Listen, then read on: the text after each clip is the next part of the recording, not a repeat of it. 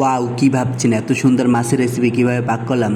দেখুন তাহলে বন্ধুরা, নিয়েছি বাজার থেকে বন্ধুরা কত বড় বড় দেখুন পোয়া মাছ, একবারে টাটকা।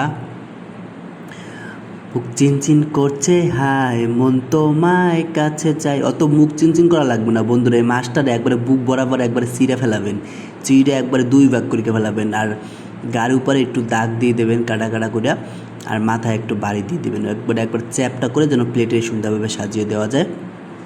বন্ধুরা সুন্দরভাবে কাটিয়ে এখন সুন্দরভাবে একটা মশলা দিয়ে মাখিয়ে আদা রসুন সয়া সস লবণ যা মশলা আছে সব দিয়ে একবারে গ্যাডামাটা খুব করিয়ে ফেলাবেন। এরপরে সুন্দর করে একটু প্লেটে সাজিয়ে নিয়েছি। মূলত আজকের মাছটা আমি স্টিমে পাক করব বন্ধুরা, এর জন্য দুইটা প্লেটে সুন্দরভাবে সাজিয়ে এখন স্টিমে পানি গরম দিয়ে এখন স্টিমে দিয়ে দিচ্ছি। এই মাছটা খেতে আসলেও চাইনিজরা খুবই পছন্দ করে।